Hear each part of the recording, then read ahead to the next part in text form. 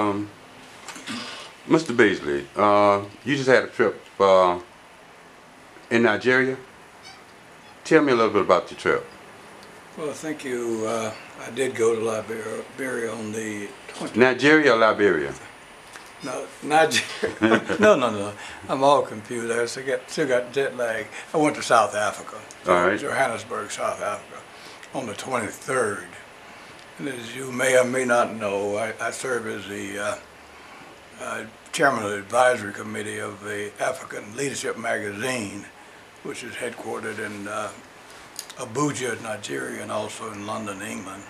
This publication is read all over the world, really. And I was invited to come down to South Africa to chair a meeting and award ceremony where notable people dealing in education was given awards. Additionally, former President Goodluck Jonathan from Nigeria received the Man of the Year award, which the magazine give annually to an outstanding African, and based upon the fact that Mr. Jonathan stepped aside freely because he lost the election. He didn't even wait for all the votes to be counted. When it became obvious that he was going to lose, he conceded the race, which is somewhat very unprecedented throughout Africa. Look, I had a couple of questions. Nigeria is not that far from Libya. Well, really, it's on the Libya is all the way up north, and South Africa is all the way down south. So it's quite a. Help me to understand about Gaddafi and put it in some sense that we can understand why American did what they did and look at the way the country is now. Well, you know, that for the last 5 centuries, we lived under what we call global white supremacy. The white people have controlled the world, and see where we are now. But anyway, when the slavery period, we were taken out of Africa, going back almost 500 years ago. You know, through the labor of African people, we've produced wealth that built Europe, and have also built the Western world, like a place like Brazil, a place like Colombia here in the U.S. The blood and sweat and tears of black people. Now, with respect to Libya, Gaddafi was a very unusual personality. Number one, for so many years, because in Libya, most of the people have a light skin, and they really didn't want to be a part of Africa, because they'll say, well, like Libya is in North Africa, and the people are fair skinned, but they'll say in sub-Saharan Africa, which is Black Africa. You know, the Sahara Desert is there, which is a huge expanse of land that's so hot you can't live in it. Now, Gaddafi was able to use some of it, and using irrigation and so forth. But Gaddafi had a heart for Africa. He really wanted to see the United States of Africa, where you know, you could have power, real power. And the Lord had blessed Libya with some vast natural resources, and he kind of went against the grain of the West. You know, even going all the way back to when that plane was shot down over Lockerbie, they blamed him for it and so forth. And then I think where Mr. Gaddafi made a grave mistake is when he decided that he would compromise with the West and actually gave up his nuclear weapons. Now, I'm not one that advocating that level of violence, but it certainly is a deterrent. And so if he had held on to his nuclear weapons, like they call the North Korean, that he's a wild man. He's a wild man because he can't be controlled by the West. And so when Gaddafi decided that he would compromise, and because what happened to him actually was bound to happen to him, because he was contrary to what the West wanted, and so they got rid of him, and which is a great tragedy. And I don't know if you've had the opportunity to read his last speech, where he talked about his young brother, the young black brother, is trying to kill me. And of course, that black brother he's talking about was President Obama. And as you suggested, just everything was virtually free in Libya because of its wealth. Education was free. Electricity was free. Oh, yeah. Only paying about 14 cents for gas. Yeah. If you got married, you would get $50,000. It's kind of on and on. It's almost. But then the people with the attraction and affection for the West, there was that faction that grew up in Libya that ultimately wound up with the demise of, at our hand, quite frankly. The blood of Gaddafi is on our hand, and the people of Libya. So, we got the world all up in the uproar, and Gaddafi had to go because, he was fixing to put a satellite over the continent of Africa where the communication would be, so much more cohesive. And so I really think the history will record that was a great tragedy during our lifetime. Let's talk a little bit about West Side. The little venture Arthur Blank's Invest Atlanta, talking about a training program. Can you talk to me a little bit about that? It's almost like saying the way they got the votes to put the stadium together, saying they would hire people from the community, train people from the community, give them jobs. What is that all about? What's going on with that? Well, we have a very uninformed city council. And I don't know whether the mayor actually was just ignorant himself, because this whole notion of putting the dome and putting it on the south side of Atlanta, that was the option to move it up north. But the mayor pretty much pushed for the south side, even though Mr. Blank wanted to come north.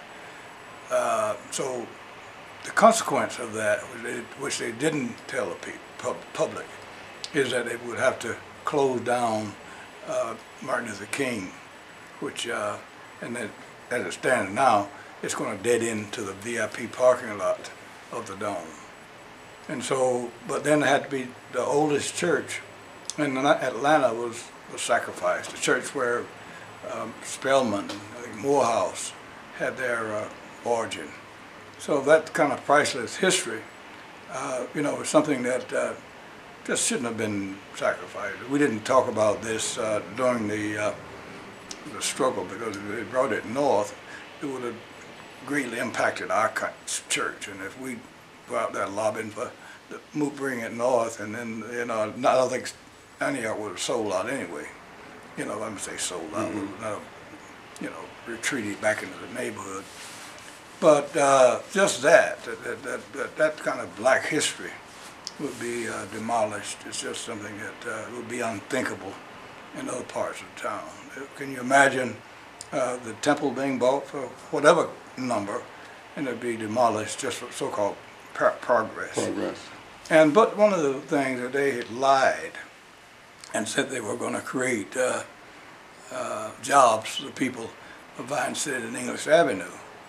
And of course, there had been a constant struggle, because many of the people that live in the English Avenue and Vine City, because it's been historically neglected. There's no jobs over here. And so, according to Mr. Blank and according to our mayor and the city council, that would create jobs for people living in the West Side. Now, on the other hand, I believe, and I remember pretty clear as the nose on your face, is that area, all of English Avenue and Vine City, is going to be gentrified, which would mean that we are very close to downtown, and so they've let the neighborhood deteriorate, and only very poor people that live in English Avenue for the most part in Vine City. But then with the so-called revitalization, that's another word for gentrification. It's going to be, actually downtown is going to extend all the way over to the Joseph Lowry. That's the plan. And so the people in, Vine City, where we are now, is one of the poorest parts of Atlanta. And so the handwriting's on the wall. They've already put the cameras all over the community where people so-called feel safe. So then they said we're going to create jobs. And what I found out recently, you and I together, we wanted some hard empirical numbers to make sure that at least hold them accountable. If you're going to create jobs. So you and I went, and we went to West Side Works. It sounds good. Got a poster all up on the new building, but we want to see who in fact is working, and they couldn't give us a straight answer. So then we, you follow the tracks, and so I went, as you know, asked them to give me a document to show me where the people are working, and this the West Side Works, and I found out that what they call West Side Works is actually 10 people that's working at the Dome from West Side English Works. Avenue. There's 48. There's 23 people that's working in English Avenue, and there's another 22 in Vine City. Okay. A total of 43 people that's actually working at the Dome as we speak. And so to me, that's not a good representation.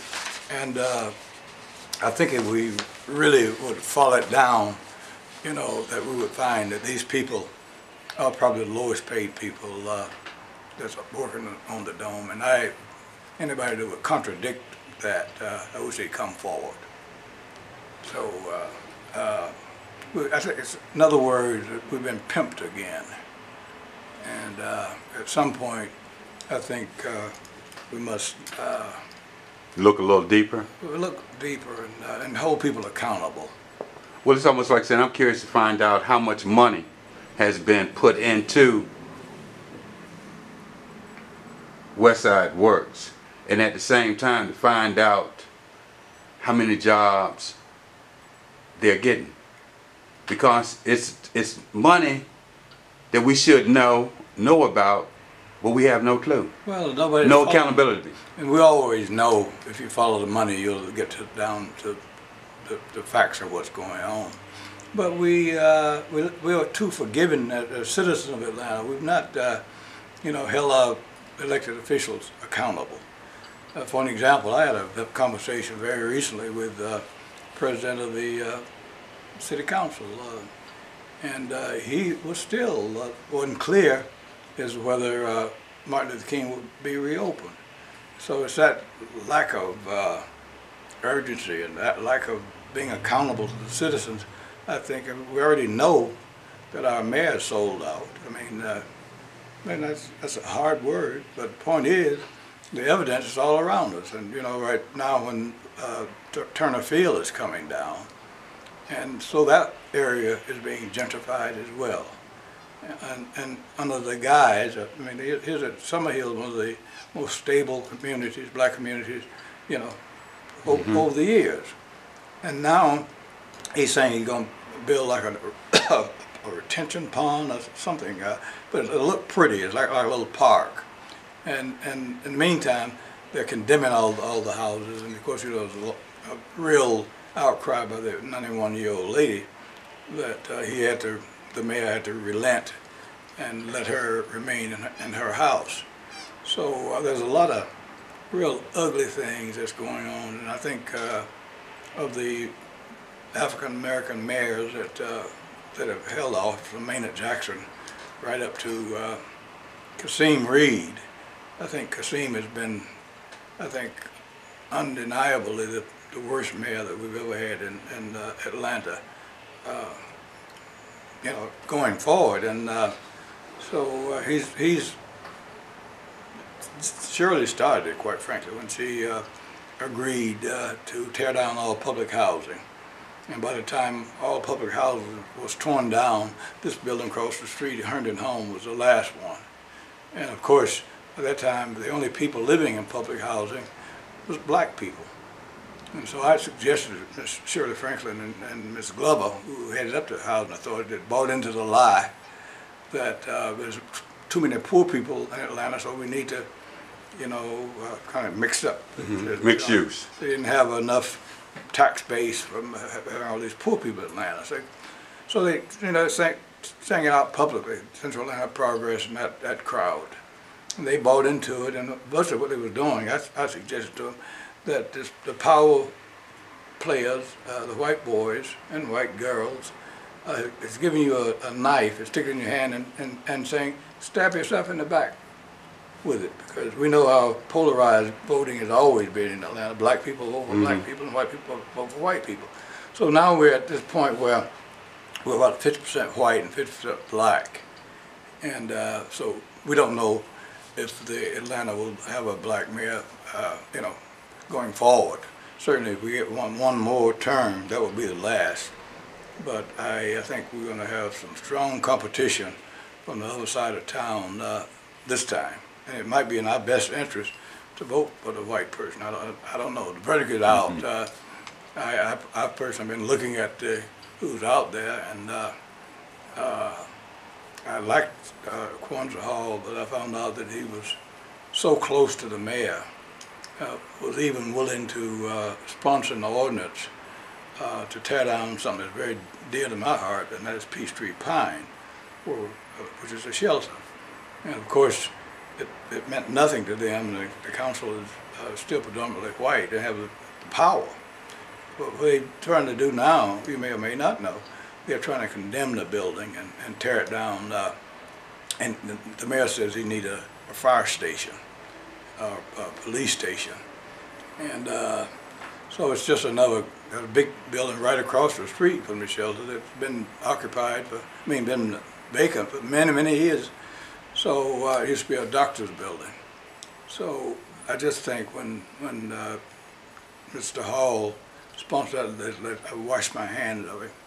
And then Senator Ford has appeared on the scene. And I'm seriously looking at Senator Ford, because he's been an outstanding senator, and he's like a Tyrone Brooks. He worked all over the state of Georgia, and certainly here in Atlanta. He was a champion for those that have been locked out. So I'm looking at him very seriously. Now you're getting ready to go back to Africa. What's the occasion and what is it about? Yeah, well, let me just make the observation on South Africa. Of course, leading up to the release of Mandela from prison in 1994, 93. He came here, was here to church and to help raise money for his run for president of South Africa. And of course, our pastor was very instrumental, Reverend Alexander, in helping him raise money. And then, of course, I went to South Africa and joined the ANC and was there to help getting the vote out and so forth. And then when the shift from black rule, from white rule, when they brought the old apartheid flag down in Pretoria, I was there. But I've been back, I guess, 4 other times prior to me going last weekend. And what is alarming to me in South Africa, and I think it just can't prevail. I found out that less than 10% of the population of South Africa is white. And what I've noticed that really grabbed my attention is that whites in South Africa is making 365 rands annually. That's the median income for white people, 365,000 rands. On the other hand, the black population was 76 point something, but they're making 60,000 rands annually as a median.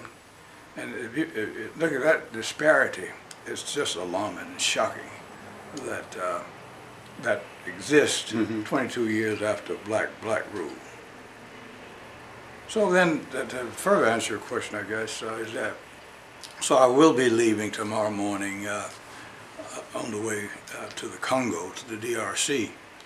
And of course, because of disruption in Brussels. So you're going through Frankfurt? Yeah, well, no, we couldn't even get through Frankfurt. So, as you know, what happened in Brussels, 2 weeks ago, they've closed their airport down. Of course, they're terrified. Their sins have caught up with them. Because if just a number of years earlier, less than 100 years earlier, King Leopold II, he owned the Congo as a personal asset of his. And during that period of time when he owned it for 23 years, he killed over 10 million people in Congo and maimed countless others. And for so long, there was a book written about the ghost of Leopold hovering over Congo. What I would suggest, with the fear that exists in the Congo, in Belgium as we speak. Brussels. Yeah, throughout Brussels, yeah. And King Leopold is venerated as a great hero. And what I'm suggesting now is that the ghost of Leopold is now hovering over Brussels. And I would suggest that unless something is done to rectify what that terrorist King Leopold II has done, the chickens now is coming home to roost, and they've sown to the wind and they're reaping the whirlwind. So I think the worst is yet to come. And I just think if they repent, and we're here at the Baptist Church, repentance alone is insufficient. When you repent, then you need to turn around and go another way. So what I would suggest to Brussels, the people of Brussels and Belgium, all of Belgium, that they would look at the sins that was committed by the King Leopold II. Then go and make the Congo whole, because people in Congo right now, with all the wealth they still have, are living off $1 a day, and because you're in a desperate situation, a lot of people are being killed in Congo, and it's a senseless war. Tell me about your thoughts on Donald Trump. Donald Trump is a loose cannon. He's a spoiled man that feels that he have enough money, which he brags about all the time. He feels he can say what he wants to say. A white man thinks that he's superior, and then if you get a white man with $1 billion in his pocket, and evidently he's not well, he's used to money, but his daddy left him $200 million. So, but he was a thief. His dad was a thief, a tax evader, and his granddaddy was a pimp. So he don't come from good stock. But the apple don't fall far from the tree. Absolutely, and so what I'm suggesting, but I think overall, the most dangerous person that's in the race now is Cruz. He's a very dangerous man. So I would much rather see Donald Trump get the Republican nomination than Cruz any day. The dangerous one is Mr. Cruz, and I think that we need to pray that Donald Trump is elected. All right. Well, on that note, I'll say thank you. Mr. Beasley, what would you like to say in closing? Well, I'll tell you, I'm very encouraged for the future. I had some gentlemen in earlier today from Nigeria, some very wealthy gentlemen that has the capacity to begin to help shift the way business is done in Africa. They come, ready to buy out, some corporations that has been making a lot of money off black people in Africa.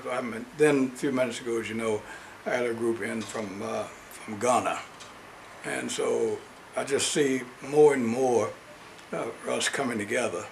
And in between of that, of course, you remember I was at the Rainbow Push Coalition, and we're getting some different leadership. I was very encouraged by some of the discussions that we had, and the new COO for the Rainbow Push, I think, is a man of the hour. And I think that, you know, I'm 79, Reverend Jackson is 75, and I know we're going to both keep going as long as we can. But realistically, the numbers are catching up with some of us, and we would love to see Rainbow Push